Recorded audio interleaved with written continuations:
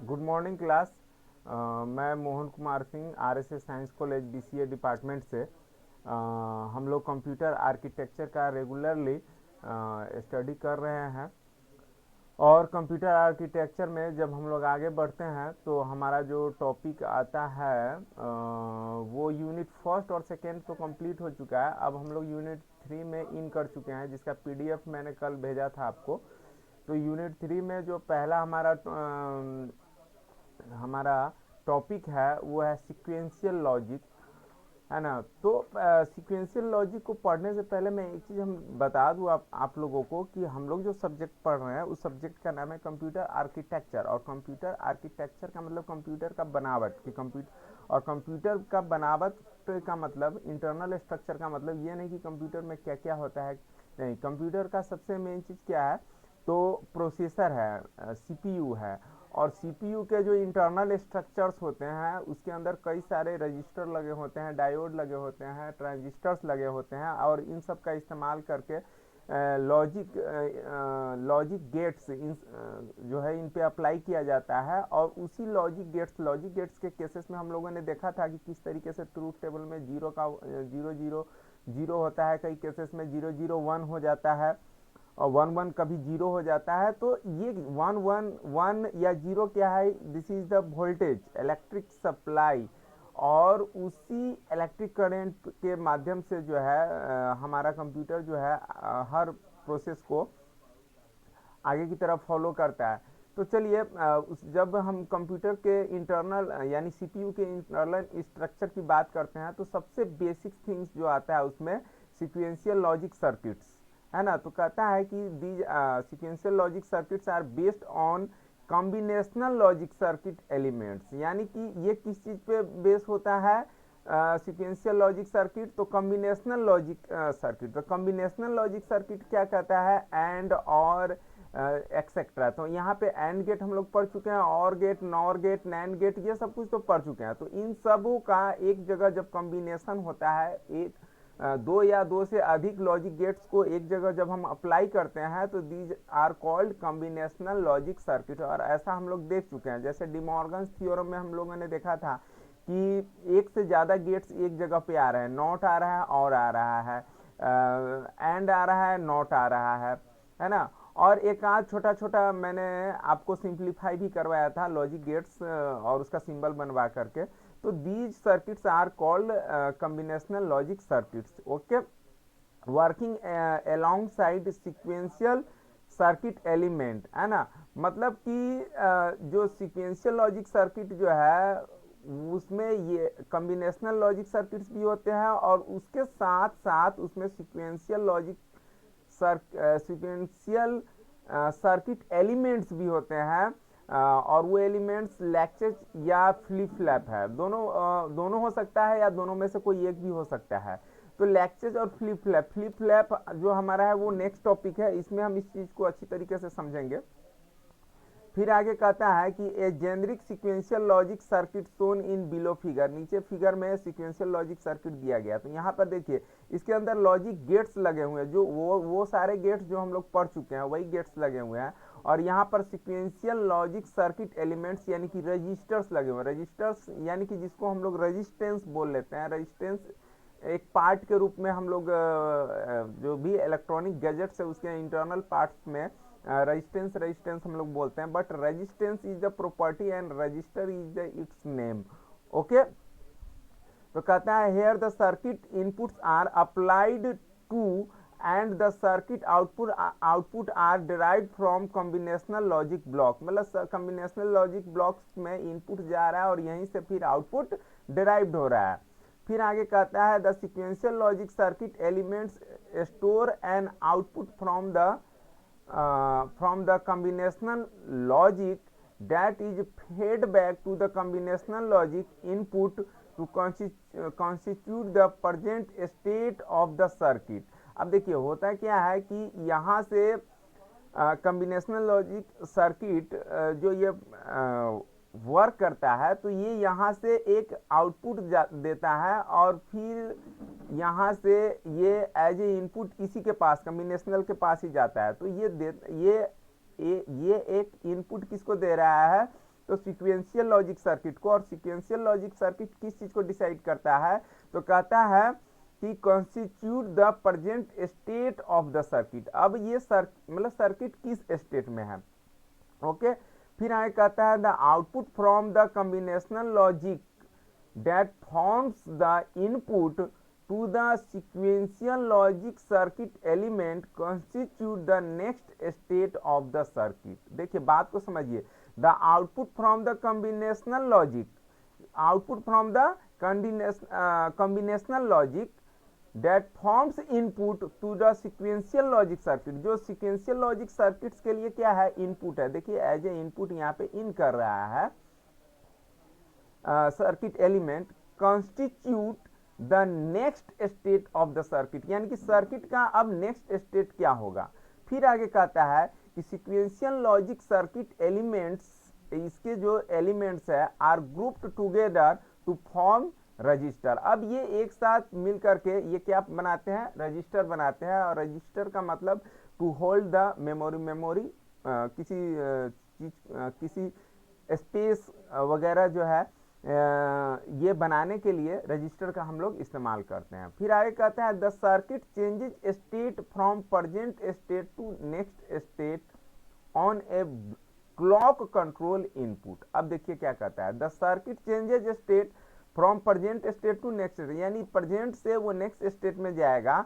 लेकिन कैसे जाएगा, तो on a clock control input, यानी कि इसमें एक क्लॉक कंट्रोल इनपुट लगा होता है as happen in a synchronous sequential logic circuit, जो कि नेक्स्ट सब टॉपिक है हमारा, उसको हम लोग देखेंगे। जैसा कि ये क्लॉक कंट्रोल इनपुट जो है sequential synchronous sequential logic circuit में हमारा लगा होता है। फिर आगे कहता है commonly the D latch and the D type flip flop are used rather than other forms of latch and flip flop such as SR, toggle and JK flip flops। देखिए ये जितने भी है ये टाइप्स ऑफ फ्लिप फ्लॉप्स है, SR, toggle and JK flip flops। तो ये हमें नेक्स्ट जो सब टॉपिक्स है उसमें हमें स्टडी करना है ना। These are the types of flip flop. फिर आगे कहता है the output from the circuit is taken from the output of the combinational logic circuit block। कहता है कि the output from the circuit is taken, एक सेकेंड मैं थोड़ा सा वीडियो पॉज करूंगा अभी।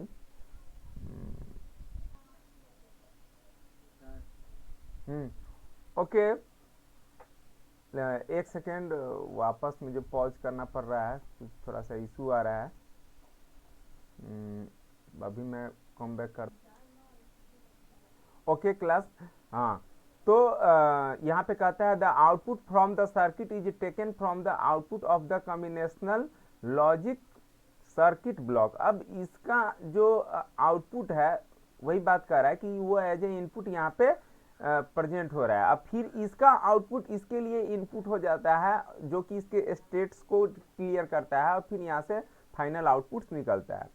चलिए आगे कहता है in general sequential logic circuit में बी एसिंक्रोनस एंड सिंक्रोनस, यानी कि सीक्वेंशियल लॉजिक सर्किट दो तरह के हो सकते हैं, एसिंक्रोनस भी और सिंक्रोनस भी। एसिंक्रोनस सीक्वेंशियल लॉजिक क्या है, तो कहता है this form of sequential logic does not use a clock input signal, यानी कि ये क्लॉक इनपुट सिग्नल को यूज नहीं करता है to control the timing of the circuit, यानी सर्किट के टाइमिंग को कंट्रोल करने के लिए इसमें क्लॉक इनपुट सिग्नल्स नहीं होते हैं। It allow very fast operation of the sequential logic, ये बहुत फास्ट ऑपरेशन करता है। फिर आगे कहता है but its operation is prone to timing problem where unequal delay in the logic gates can causes the circuit to operate incorrectly. जैसे देखिए होता क्या है कि कहीं पे भी किसी चीज के हम कोई काम में लगे हुए हैं और हमें फिर से नया काम दे दिया गया, अभी हमने रेस्ट लिया नहीं, काम पूरा हुआ नहीं, फिर से नया काम दे दिया गया, फिर से नया काम दे दिया गया। तो ऐसे केसेस में क्या होगा कि हमारा जो आउटपुट आएगा, जो रिजल्ट आएगा वो निश्चित रूप से इनकरेक्ट होगा ही होगा, बिकॉज अभी हमने एक काम को पूरा नहीं किया, रेस्ट में आया नहीं, यानी कि हमारा स्टेट चेंज हुआ नहीं और आपने फिर नया काम दे दिया। तो in this situation there is a possibility of wrong और इनकरेक्ट आउटपुट। तो ऐसे सीक्वेंशियल लॉजिक जहाँ पे क्लॉक इनपुट सिग्नल का इस्तेमाल नहीं किया जाता है उसको एसिंक्रोनस सीक्वेंशियल लॉजिक कहते हैं। अब सिंक्रोनस सीक्वेंशियल लॉजिक देखिए किसको कहते हैं, तो कहता है this form of sequential logic uses clock input signal to control the timing of the circuit. यानी कि यहाँ पे टाइमिंग को कंट्रोल करने के लिए क्या इस्तेमाल किया जाता है, तो क्लॉक इनपुट सिग्नल का इस्तेमाल किया जाता है। फिर आगे कहता है the timing of changes in states in the sequential logic is designed to occur either on the edge of the clock input when flip-flops are used or at particular logic level as when latches are used। देखिए क्या कहता है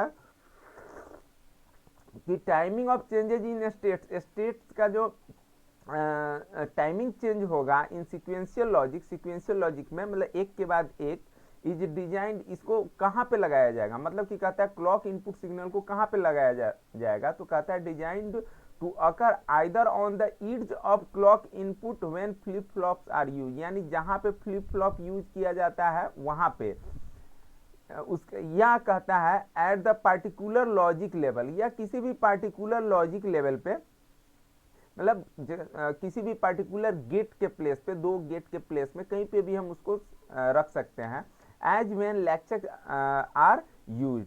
फिर आगे कहता है state changes that occur on edge of the clock input, clock input के edge पे यानी कि उसके एक किनारे पे स्टेट चेंजेस का वर्क होता है। कैसे होता है, तो कहता है edge when flip flops are used, जैसे ही फ्लिप फ्लॉप यूज करता है, यूज होता है, फ्लिप फ्लॉप का इस्तेमाल होता है, occur either on a 0 to 1 range, यानी कि जैसे फ्लिप फ्लॉप का यूज होगा तो या तो 0 से 1 हो जाएगा, और 0 से 1 होने का मतलब है refer to as positive edge triggered. ठीक है, इसका मतलब कि पॉजिटिव इड्ज ट्रिगर्ड हुआ है, यानी कि इवेंट जनरेट, ट्रिगर्ड का मतलब कोई भी इवेंट को जनरेट होना, किसी पल, किसी क्षण को जनरेट होना, और 1 to 0 फॉल, या 1 से 0 स्टेट में जाएगा, तो कहता है इसका मतलब है refer to as negative edge trigger. ठीक है, यानी 0 से 1 तो पॉजिटिव इड्ज ट्रिगर, और 1 to 0 तो नेगेटिव इड्ज ट्रिगर। फिर आगे कहता है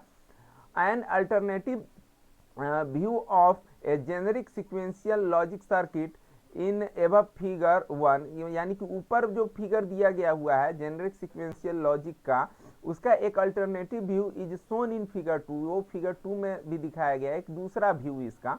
कहता है here the combinational logic is separated into input and output logic, यानी कि कॉम्बिनेशनल लॉजिक जो हमारा था वहाँ एक ही जगह है, यहाँ पे एक ही जगह है, एक ही कॉम्बिनेशनल लॉजिक सर्किट है। इसको दो पार्ट में हमने यहाँ पे हमने नहीं बांट दिया जाता है, एक कॉम्बिनेशनल इनपुट कॉम्बिनेशनल लॉजिक और आउटपुट कॉम्बिनेशनल लॉजिक, वही यहाँ पे कह रहा है। Both view are commonly use in description of sequential logic circuit, मतलब दोनों ही व्यू सीक्वेंशियल लॉजिक सर्किट के डिस्क्रिप्शन में यूज किया जाता है। फिर आगे कहता है in designing the synchronous sequential logic circuit, यानी एसिंक्रोनस नाउअडेज, या कभी भी जब भी जो अब कंप्यूटर आ रहे हैं वो सब में, या जो भी हमारा सिलेबस में आगे जब हम लोग पढ़ेंगे बात करेंगे सीक्वेंशियल लॉजिक सर्किट की, तो वहाँ पे सिंक्रोनस सीक्वेंशियल लॉजिक सर्किट ही होगा। एसिंक्रोनस लॉजिक सर्किट्स को फॉलो नहीं किया जाता है, यानी कि उसमें क्लॉक इनपुट लगा ही होगा। ठीक है, तो इन designing the synchronous sequential logic circuit the designer must consider both the type of sequential logic circuit elements and the combinational logic gates, यानी कि देखिए जो लॉजिक गेट्स यहाँ पे लगे होते हैं और इसके जो एलिमेंट्स यानी इसमें जो फ्लिप फ्लॉप्स लगे होते हैं, तो डिजाइनर जब इसको डिजाइन करता है तो इन दोनों को ध्यान में रख करके डिजाइन करता है। फिर आगे कहता है the design uses the techniques previously discuss. अब इस डिजाइन में जो भी टेक्निक्स इस्तेमाल होगा ये पहले हम लोग डिस्कस कर चुके हैं, और वो टॉपिक हमारा क्या था, तो Boolean logic expression, Boolean logic expression हम लोग पढ़ चुके हैं। जैसे ए कॉम्प्लीमेंट का कॉम्प्लीमेंट ए होता है, 1 + 1 हमारा 1 होता है, 0 + 0 0 होता है। फिर ट्रूथ टेबल, इसको भी हम लोग पढ़ चुके हैं। To determine the required input combinational logic, है ना, कि ये डिटरमाइन करने के लिए कि रिक्वायर्ड इनपुट कॉम्बिनेशनल लॉजिक क्या होगा, and determine the required output combinational logic, और उस हिसाब से क्या आउटपुट हमारा कॉम्बिनेशनल लॉजिक आएगा। चलिए, आपने मेरा वीडियो देखा, इसके लिए मैं सबसे पहले आपको बहुत बहुत धन्यवाद दे दूं। और इसके बाद जो हमारा होगा वो फ्लिप फ्लॉप्स है, लेकिन फ्लिप फ्लॉप से पहले मेरे मन में आ रहा है कि यूनिट फर्स्ट और यूनिट सेकेंड जिसका हमने प्रॉपरली स्टडी कर रखा है, इसका मैं आज के वीडियो में और आज के टॉपिक्स में एक समरी दे देता हूं आपको। साथ ही साथ उसके कुछ प्रैक्टिस क्वेश्चंस है वो भी मैं आपको करा देता हूं, ताकि यूनिट थर्ड में हमें किसी प्रकार का प्रॉब्लम ना हो। ओके गाइज, चलिए मैं अपने वीडियो को एंड करता हूं। आपने मेरा वीडियो देखा, इसके लिए बहुत बहुत आप लोगों को धन्यवाद।